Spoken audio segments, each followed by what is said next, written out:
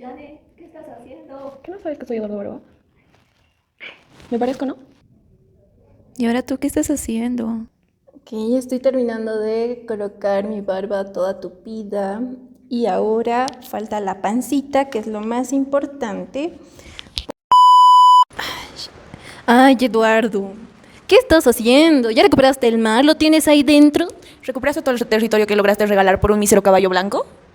No es mísero, es hermoso, es precioso. Con él creo que merezco todo, básicamente. Y ya el territorio en algún momento se recuperará. Pero tú, dime, ¿lo tienes ahí? No. Pero dime tú, querido Mariano, ¿qué se siente ser el peor presidente de todos estos años y ser el más funado? Habré sido el más funado, pero por lo menos he disfrutado y he ganado. He disfrutado mi presidencia, mientras que tú te moriste y te rendiste. ¿O dónde está por lo menos tu abuela? Tú también te moriste y mucho no luchaste. No, pero por lo menos me alimenté bien y pude disfrutar de las riquezas, las bebidas y demás. Ya el pueblo, pues, se tiene que acomodar a su líder. Mientras tú, Te recordaba heroicamente. eso ya no me importa. O sea, yo no me rendí, mi abuelita tampoco, y pasó lo que pasó. Pero al final igual perdiste. O sea, todo tu esfuerzo fue en vano. En vez de que te hubieras quedado en tu casa y hubieras disfrutado más. Pero no, quisiste hacerlo del heroín. ¿Heroín?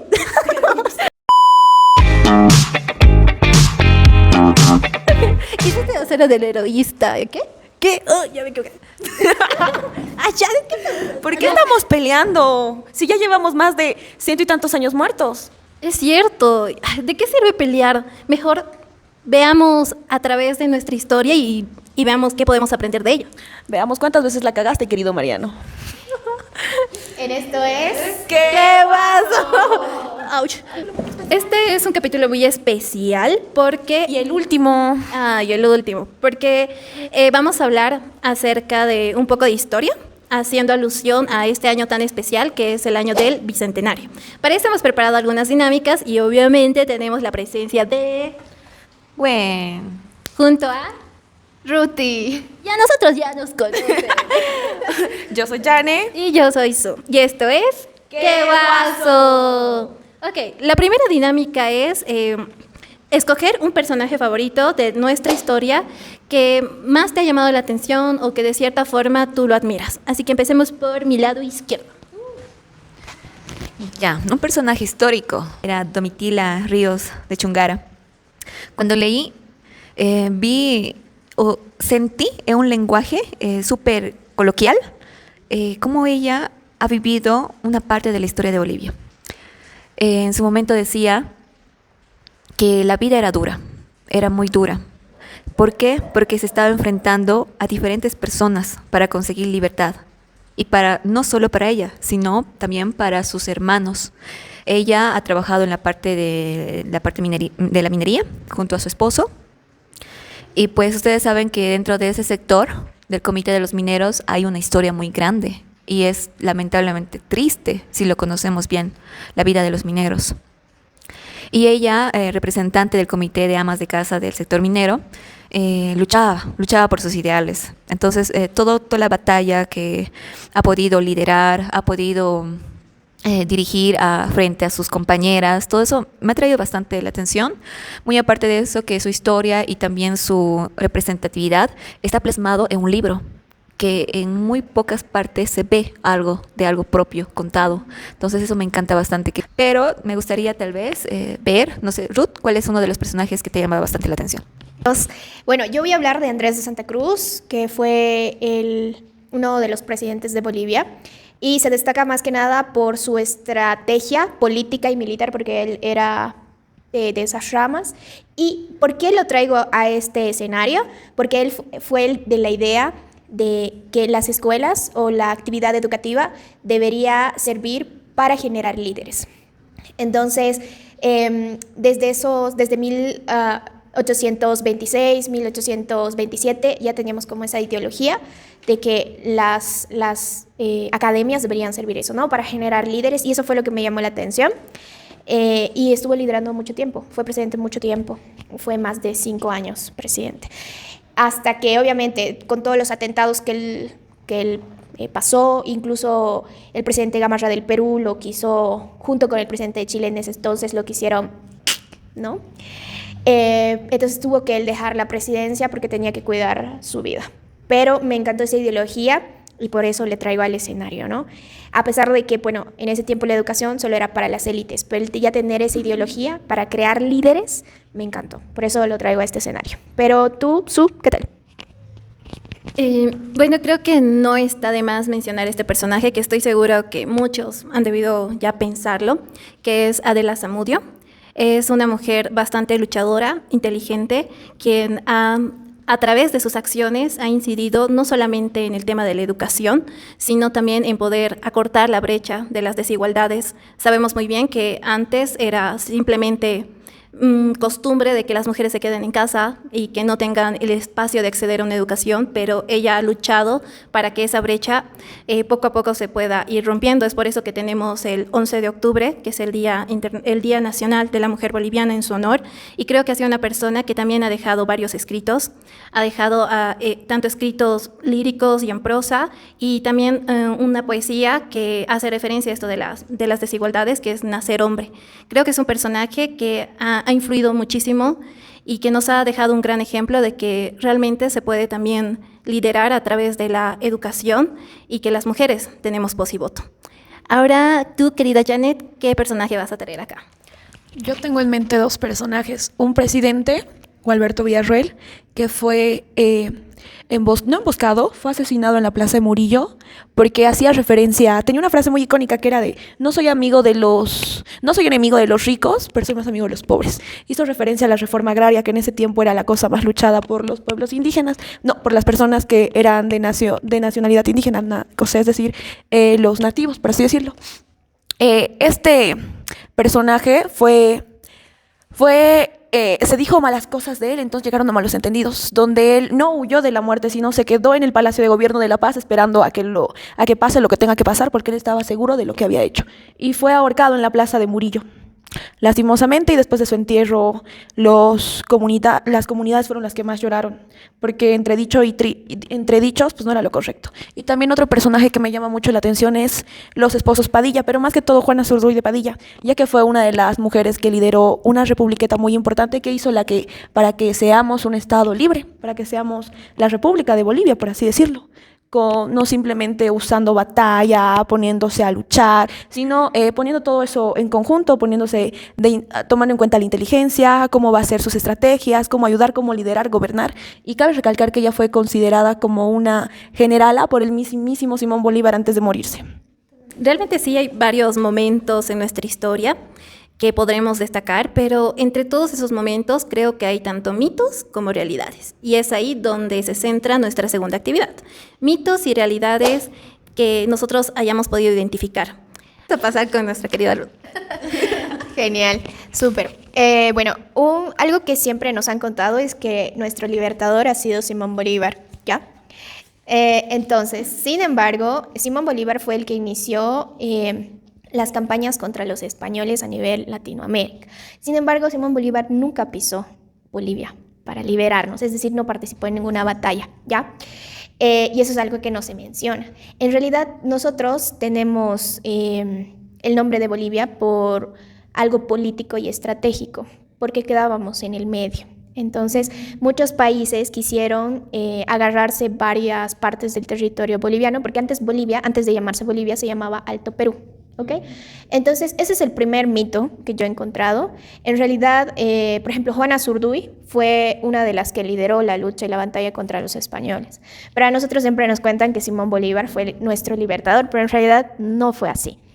De hecho, ¿por qué se puso el nombre? Y dicen, si hay una famosa frase, no me acuerdo, si de Rómulo a Roma, de Bolivia a Bolívar. ¿Ok? Y lo puso en ese entonces un sacerdote, un padre. Ahorita no encuentro el nombre, pero se los voy a mencionar para que ustedes sepan. Y de ahí salió el nombre de Bolivia, pero fue más algo estratégico y político, para que así nosotros podamos ser libres. Ese es el primer mito que encontré. Es duro, lo sé, pero bueno, eso. El segundo mito que encontré es que, por ejemplo, Simón Bolívar no quiso que Bolivia sea independiente. Quiso que pertenezcamos a Perú o Argentina, pero quien tenía que decidir era Bolivia. Nosotros éramos independientes de decidir, ¿sí? Sin embargo, Simón Bolívar mandaba cartas en reiteradas oportunidades al presidente del Perú, el señor Gamarra, que le decía que pelee, o sea, no en una guerra, obviamente, sino que incite a que Bolivia sea parte del Alto Perú, como lo fue en algún momento. Y se cree que, si bien Simón Bolívar no fue el que provocó una guerra después entre Perú, Chile y Bolivia, ¿ok?, pero fue el que con sus acciones llevó que esto sucediera, con las cartas que mandaba al presidente Gamarra para que Bolivia perteneciera a Perú. Y segundo, porque la milicia colombiana estaba aquí, los militares colombianos estaban en Bolivia y retiró a los militares colombianos a que se fueran a su ciudad o a su país y dejó desprotegida a Bolivia. Entonces, sus acciones llevaron a que después, ya en 1827 hasta 1829, sucedan las famosas batallas con Perú y Chile, ¿no? Entonces, esos dos mitos y dos verdades. Buenísimo.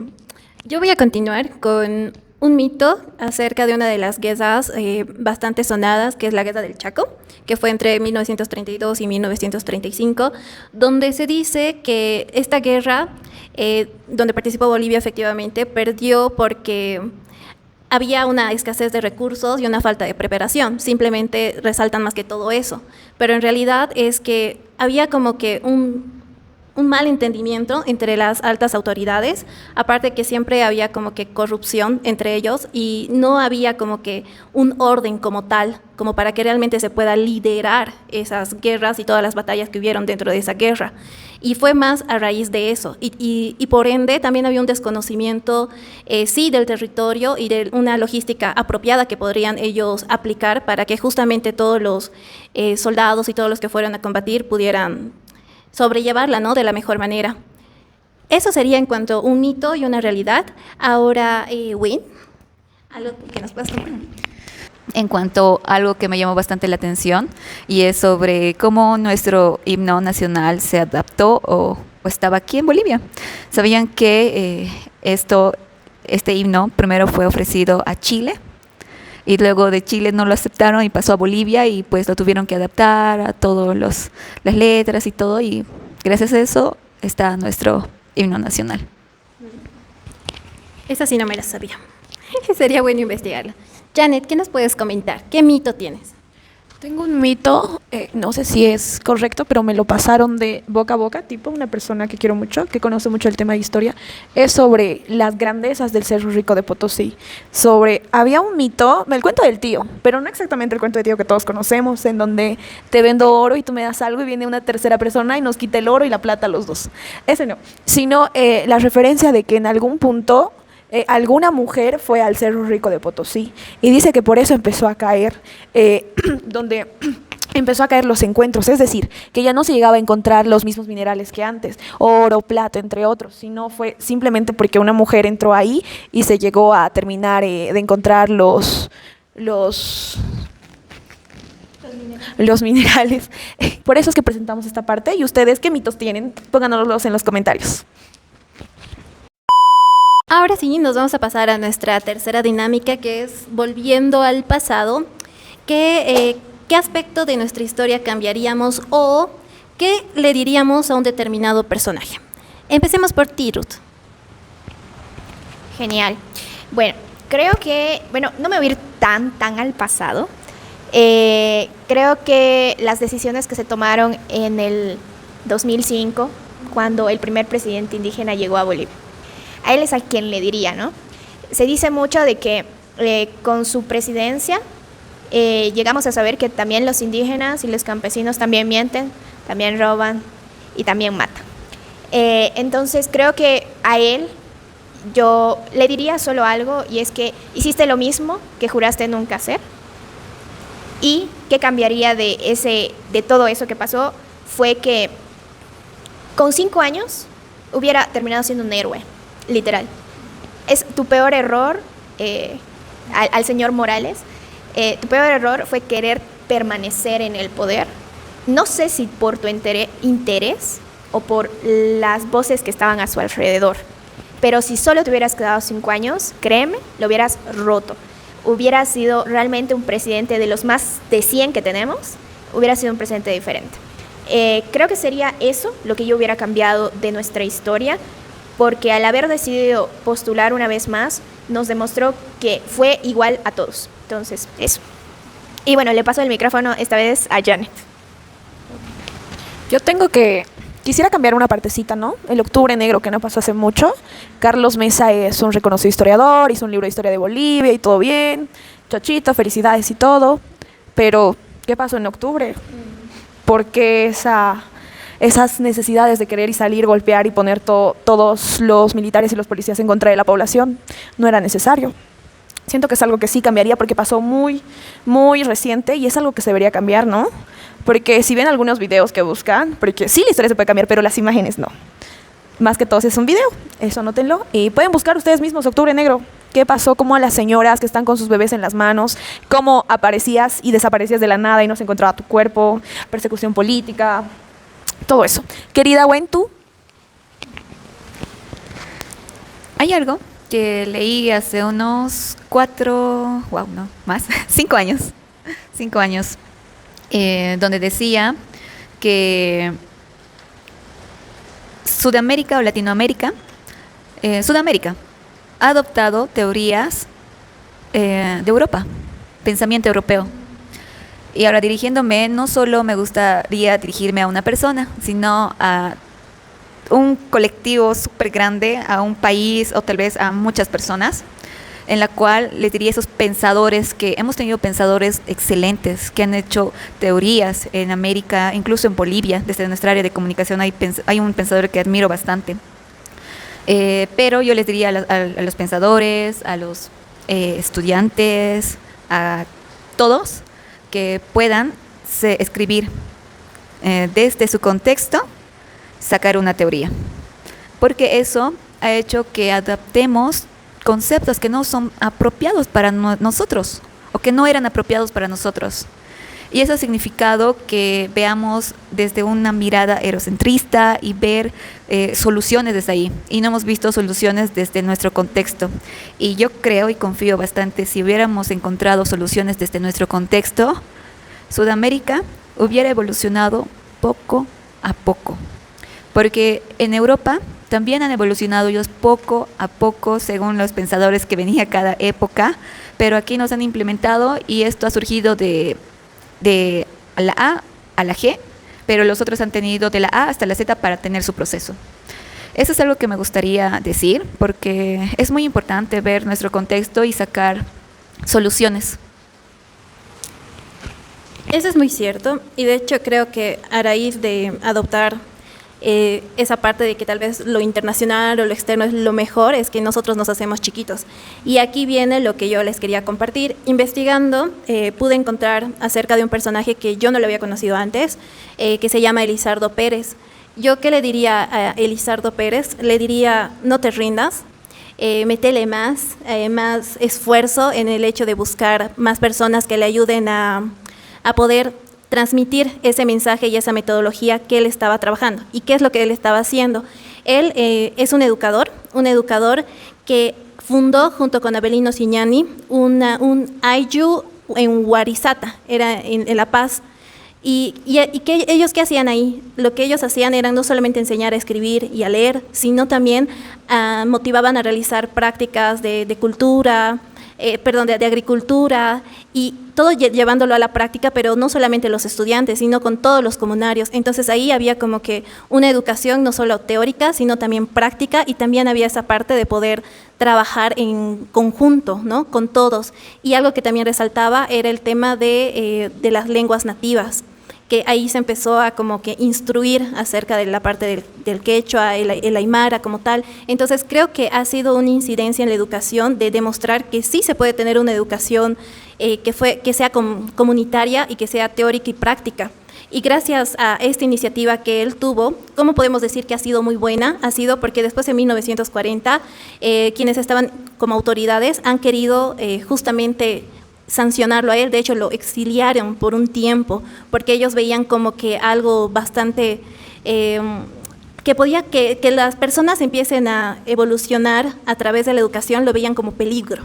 Entonces han querido justamente que eso ya no exista más y por eso lo han exiliado. Pero sin embargo, gracias a ese actuar como tal y que me llama la atención que es en Warisate y nosotros somos Ubasiria, es como que realmente si hubiera podido encontrar más aliados estratégicos, creo que hubiera llegado a muchas más personas y capaz eso hubiera trascendido mucho más y hubiéramos podido rescatar cosas que ahorita en la historia como tal no las vamos a poder conocer. Pero algo resaltando, y termino con esto, es la esencia. Es la esencia, la identidad, el hecho de conocer lo tuyo y empoderarte a través de eso, o en base a eso, mejor dicho. Ahora yo creo que con la lluviacita, con el clima y todo, como que da hambre, y tenemos pues un auspicio, pero de parte de nuestra querida Janet. Pues bueno, esto es lo que queremos hacer con ustedes, ¿no? Tenemos de hecho 2 emprendimientos, uno que es de Janet y tenemos de Bioval. Bioval, que son unas chips de coco, pero en este caso que están junto con chocolates, cubiertas con chocolates, delicioso, delicioso. Se lo vamos a mostrar y se los recomendamos 100%. Ahorita vamos a degustar. ¡Ay, están las chips! ¿Tú que las has probado, Wayne? ¿Qué te ha parecido? Si en un momento tienes hambre o tienes esa sensación de tener hambre pero no quieres comer algo pesado, es muy aconsejable estos chips de coco con chocolate, que también hay solo con coco, sin chocolate. Pero el coco con chocolate es recomendadísimo, es delicioso, me encantó, ya lo probamos las dos presentaciones que tiene, nos encantó bastante. Y es para subirte los ánimos también porque es dulce y saludable. Aparte que el coco es un aceite natural y te ayuda bastante a tu sistema digestivo. Sin antes hacer nuestro debido agradecimiento a Bioval por estas deliciosas chips de coco. La pueden encontrar aquí en la Ecuador y Lanza, tienen una tiendita, súper deliciosas, vale la pena. También tenemos otro emprendimiento. Pues bueno, yo les presento mi emprendimiento, que es Platanis Pizza, que son pizzas. Bueno, producción lo arreglará, que son pizzas hechas a base de plátano. ¿Pero por qué el plátano? Porque el plátano es una fruta muy vitamínica que ayuda en muchos aspectos. Te da te da hierro también, si te produce serotonina, es bueno cuando estás en tus predías cuando estás entrando a tus días de menstruación, también cambia el ánimo, es el alimento que más nutrientes tiene, ayuda demasiado con esos cambios de humor que en algún punto pueden llegar a tener nuestros papás o nosotras mismas. Y algo innovador de esta pizza, que yo soy amante de las pizzas, es la masa. Nos decía que está hecho de plátano. Y tienen que probarlo porque se siente un poquitito dulce, no es tan dulce y para mi gusto es muy bien, es súper delgadito, tiene su queso, tiene su jamón y también en una presentación tenía carne, entonces contáctese con Jane que pueden encontrar diferentes sabores, pueden colocar diferentes toppings tal vez, no sé, pero está súper delicioso. Luego de un delicioso refrigerio, aunque aún tenemos todavía, vamos a proceder con nuestra penúltima dinámica. Y esta penúltima dinámica se denomina Si la historia hablara. En esta dinámica, cada una va a hablar acerca de un pedacito de la historia con un objeto que haya escogido. Vamos a empezar por el lado del dinero.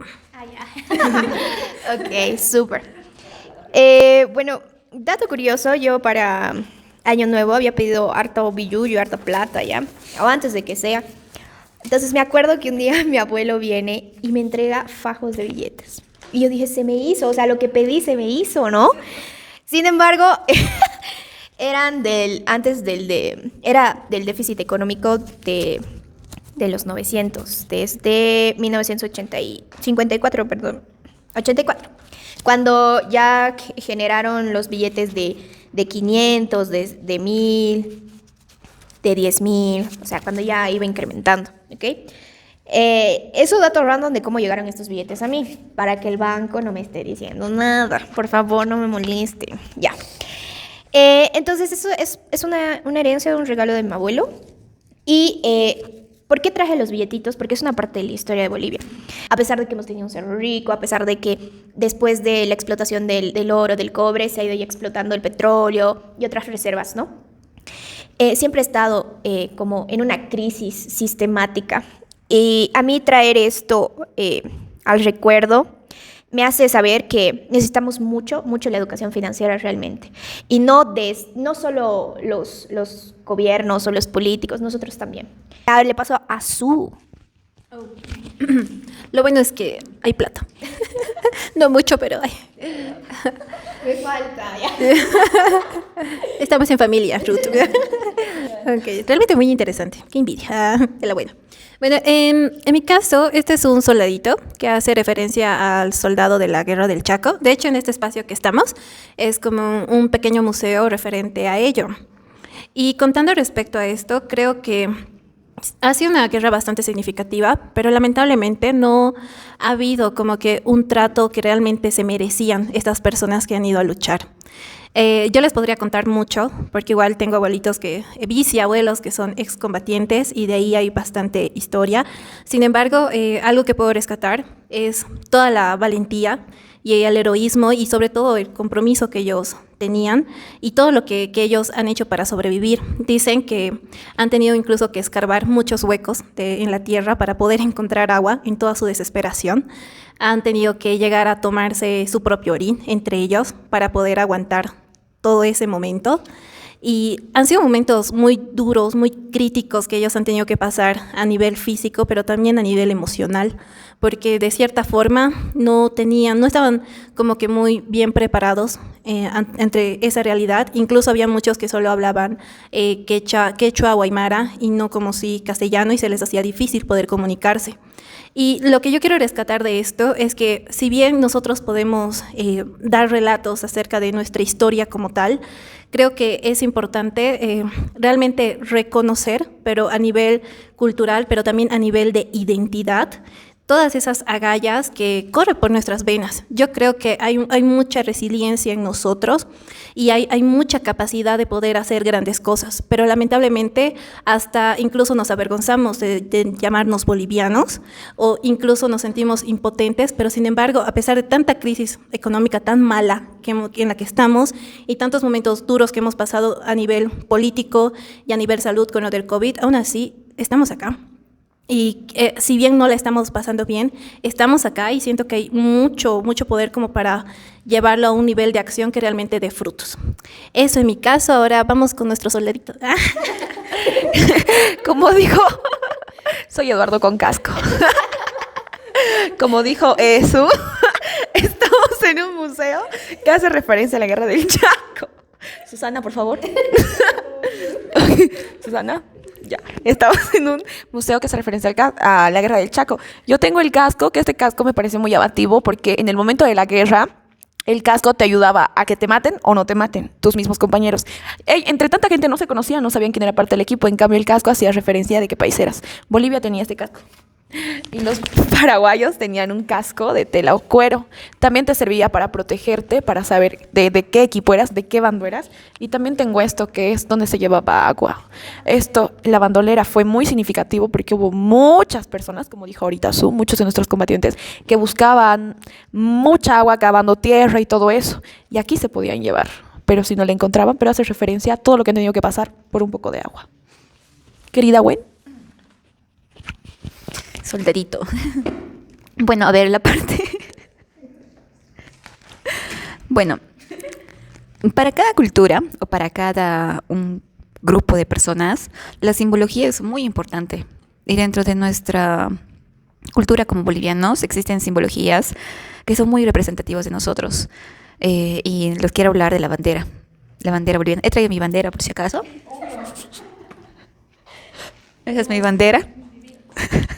Está en mi casa. Me lo tengo que llevar hoy. Demasiado.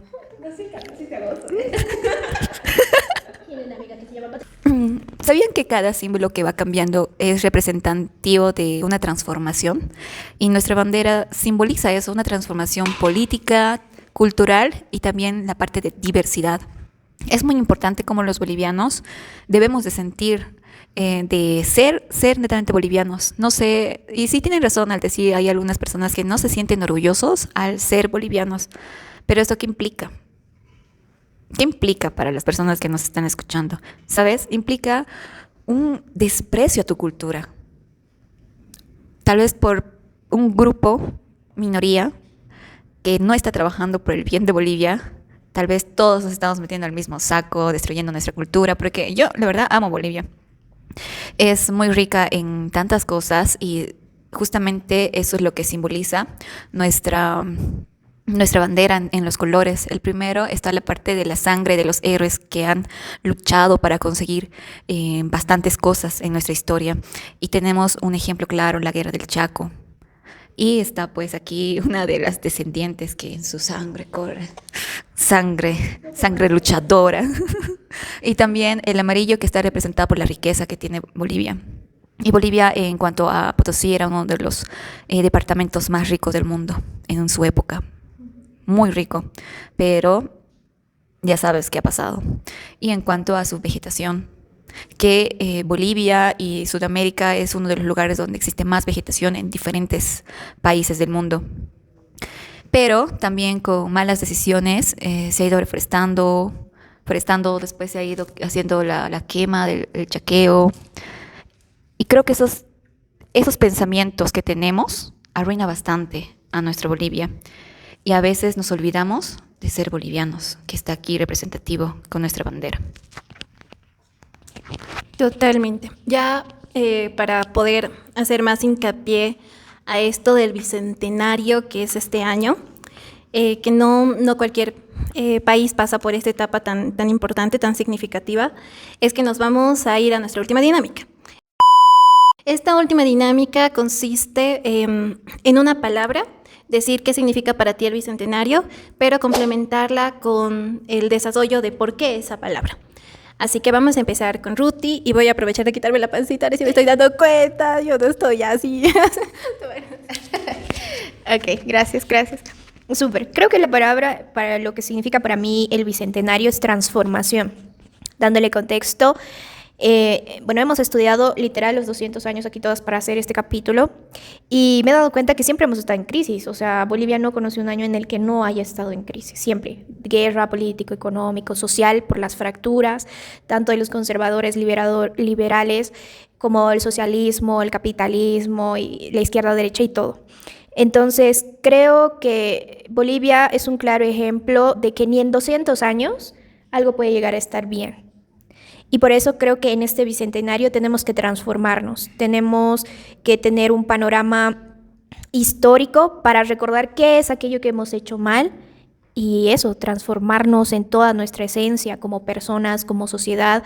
Es increíble que 200 años después siga habiendo el tema de la educación que sigue siendo limitante o el tema de los derechos tanto a las mujeres como incluso a los varones, niños y todo. Es increíble que sigamos con esto, ¿no? Entonces creo que para mí este bicentenario significa transformarme, porque yo al enterarme de toda la historia, yo lloraba porque caí en cuenta que la primera generación en estudiar habían sido mis abuelos, porque yo vengo de indígenas y campesinos, y antes para ellos no era fácil estudiar.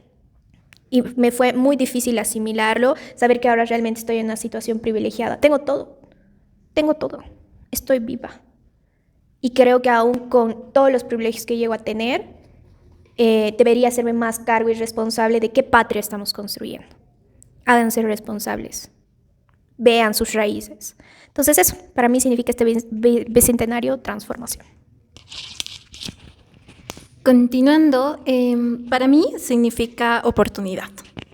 Creo que como bien Ruth lo recalcó, nuestra generación de ahora tiene el acceso a poder informarse más gracias a la parte de lo que es el internet y ello, aunque sí evidentemente hay en algunos sectores que todavía tal vez no gozan de ese privilegio, pero creo que muchos tenemos la oportunidad de no vivir en la ignorancia. Creo que lo primero es informarse de primera mano, darse ese espacio para recabar toda aquella información que necesitas para sustentar tus ideas y tus objetivos que tienes, porque yo creo que todos tenemos un objetivo y creo que este bicentenario es una oportunidad para no solamente renovarnos nosotros a nivel individual, sino que a través del compromiso por el amor a nuestra tierra como tal, podamos hacer algo y no esperar a que los líderes o los políticos hagan algo.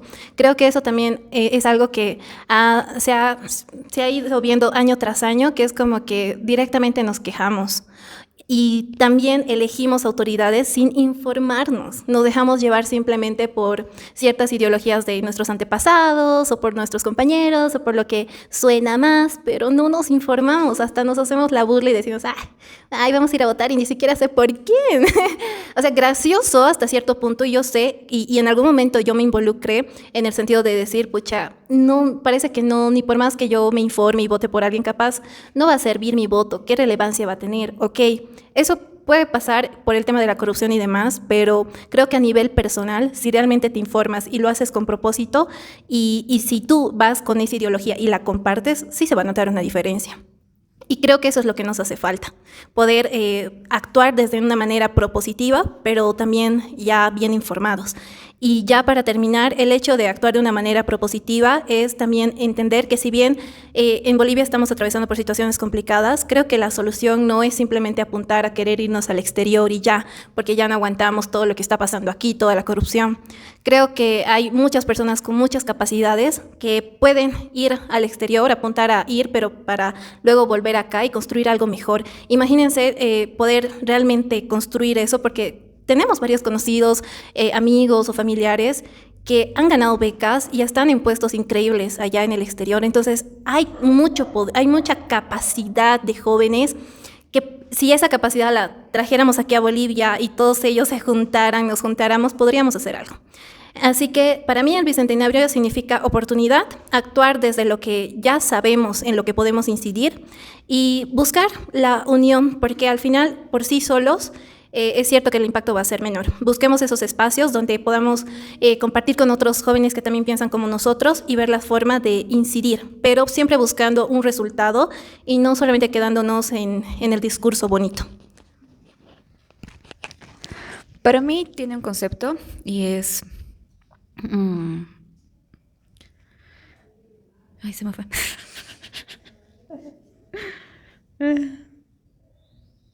Ya.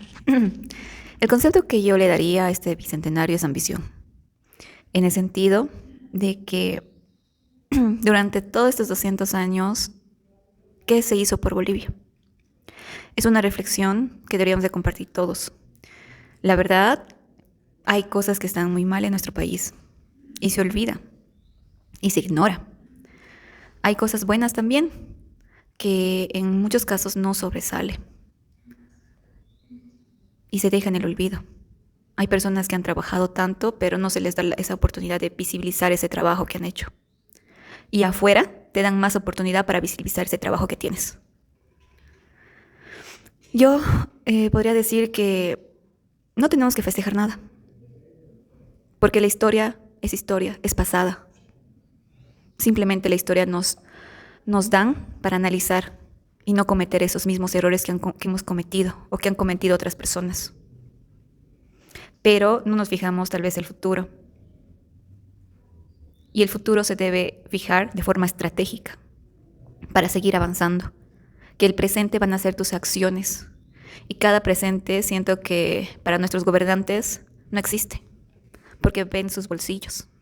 Ven cómo dar puestos a su cuñado, a sus familiares.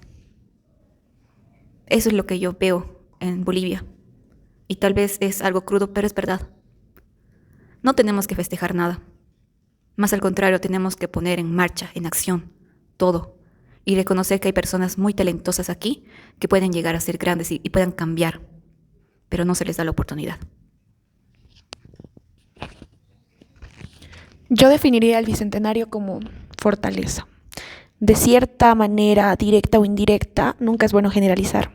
Hubo gente que luchó, hubo gente que no luchó mucho, hubo gente que no luchó absolutamente nada, hubo gente que se vendió, hubo gente que no se vendió.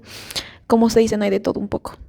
La defino como fortaleza porque ya fueron 200 años, donde hubo gente fuerte, hubo gente débil, pero ¿por qué no iniciar estos otros nuevos 200 años con gente que sí fue fuerte?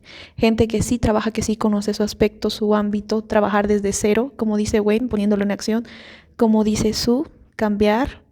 Somos un país muy diverso, tenemos 36 pueblos, no, 36, sí, 36, no, más el quechua 37, donde se puede hacer muchas cosas. Desde nosotros mismos se puede crecer, teniendo resiliencia, fuerza y fortaleza para que de aquí a unos 200 años ya no tengamos la misma historia de que se vendió por un puesto, asumió la presidencia de tal manera, la cagó en tal aspecto, sino que por fuerza propia, por fuerza de en equipo, en comunidad, como dijo Su, la escuela de Guarizata fue una joya. Fue una de las mejores cosas que se ha hecho, que se trató de replicar claramente en la 070, no por nada tiene el nombre de Abelino Siñán y Elizardo Pérez, pero no de forma correcta para todos los lugares. Y eso es a lo que me refiero, a tener fortaleza desde tu ámbito, desde donde estás, desde donde encuentres tu entorno, tus familiares, tus amigos, llegues a tratar de hacer ese cambio, para que de aquí a 200 años, tus hijos, tus nietos, tus sobrinos, tus bisnietos te recuerden y digan, ah, ese era mi familiar, por él se hizo este cambio, para que se recuerde de diferente manera. Y es así en el que también los invitamos a una reflexión de qué significa este bicentenario para ustedes, pero también a la reflexión de qué es lo que podemos hacer desde nuestra postura y que también dejemos de ser egoístas, envidiosos. Creo que hay muchas cosas que podemos compartir. Aquí creo que la competencia no es uno con otro, sino es con uno mismo. Y eso también es algo que nos falta. Nos falta muchísimo en nuestra cultura poder cambiarla y empezar a actuar y ver la forma de cómo apoyarnos uno con otros. Ya para concluir, creo que podríamos dar algunas conclusiones sencillas desde lo que somos nosotros, Guasiri, en este espacio de Quehuazo. Espero que hayan disfrutado de esta temporada del Quehuazo. Hoy es nuestro último capítulo. Me siento un cacho triste porque ya no nos vamos a ver tan seguido. Pero espero que lo hayan disfrutado. Hemos tocado temas desde la educación alternativa y creativa y esperamos seguir así. Y espero que nos apoyen en este sueño. Estamos creciendo y es parte de dar nuestro granito de arena, de contribuir al crecimiento de nuestro país. Y nada, espero grandes cosas para nosotras este 2025 y también para las personas que nos han apoyado, a todos nuestros emprendedores desde el episodio número 1, a nuestros padres también que nos han aguantado y también a nuestros aliados que nos han permitido también concentrarnos en este proyecto de Guasire. Bueno. Gracias. Algo que siempre voy a rescatar es de las palabras de una cantautora chilena, Gracias a la vida, de Violeta Parra, que me gusta bastante. Y siempre voy mencionando gracias a la vida que me ha dado tanto. Me ha dado una familia que he conformado aquí en Guasiri. Y agradezco bastante a Su, a Jane, a Ruth por el trabajo que han realizado. Y también a ustedes que nos están mirando, compañeros, colegas, que han compartido. Y si aún no compartes este podcast, pues está en nuestras redes sociales. Estamos en Instagram, tenemos LinkedIn, estamos con YouTube, que todos los capítulos están en YouTube, que lo puedas compartir con tus amigos, para que pueda reír con nosotros, aprender con nosotras y ver cómo podemos cambiar la educación desde diferentes ámbitos. Creemos como Guasiri que la educación es el poder que va a transformar nuestra Bolivia, pero no solo Bolivia, sino el mundo. A mí me gustaría terminar diciendo justo una frase que se me vino a la mente esta mañana, que es que tus sueños sean creadores de grandes desafíos. A veces a los chicos que estamos en nuestros 20 sentimos que capaz no hemos logrado mucho, pero creo que lo que nos mantiene de pie y motivados a pesar de todo es nuestros sueños. Y yo lo veo a Guasiri como un sueño que poco a poco se va haciendo realidad. Y es un sueño que de hecho estar aquí frente a la cámara y demás es un desafío. Entonces veamos la forma de construir sueños que nos permitan siempre atravesar desafíos más grandes cada vez más. Y creo que ese es el mensaje que yo quisiera transmitirles, invitarles también a todos aquellos que estén apasionados en poder generar algún tipo de cambio, algún tipo de acción a través de la educación. Pueden ser parte de Guasiri, todavía estamos en convocatorias abiertas y con gusto los vamos a recibir para poder construir proyectos que realmente puedan generar un impacto. Yo quiero concluir con una frase que sin querer queriendo fui descubriéndola en esta familia, que es Guasiri, aquí con las chicas, que es: si lo puedes soñar, lo puedes crear. Ya que esto fue por un sueño de nuestras dos CEOs, de Ruti y Gwen, que son un ejemplo, son mujeres, como sabe decir la querida Ruti, soy muy pequeñita, pero soy yo. Me encanta porque ustedes la ven y es una cosita tan tierna, pero es caso, serio, es la mujer más soñadora que conozco y muy aparte de soñar es como que lo crea. Y este es el sueño que ellas tuvieron y que lo creamos. Y les hacemos la invitación a que sean parte de todo esto. De que realmente si tienes alguna idea, algún pensamiento de cómo cambiar esta realidad y la quieres poner a ejecutar, te invitamos a ser parte de esto. De Qué Guaso y de Guasiri, ser parte de nuestra familia, que no es muy grande, pero como notaron, o sea, nos toleramos demasiado, somos muy pacientes, Su más que todo. Yo no, Su es la niña más paciente del grupo, es la más empática, ¡sí, chicos! Es muy tierna. Y Gwen es la de, a ver, ya, hay que empezar. Es como la mamá del grupo y la Ruti es la tía chistosa. Pero les invitamos a ser parte de que, ya saben, si lo puedes soñar, lo puedes construir, es lo que yo hice. Me dio muchas fuerzas estar aquí rodeadas de mujeres tan fuertes, emocionalmente, sentimentalmente. Realmente es un ejemplo a seguir, las agradezco mucho. Para mí es una maravilla estar aquí porque aprendo tanto de ellas dos como de Su. Es una mujer, mujerones, son mujerones en total. Y nada, los invitamos a ser parte de esto que es... ¡Qué Guaso! ¡Ay, las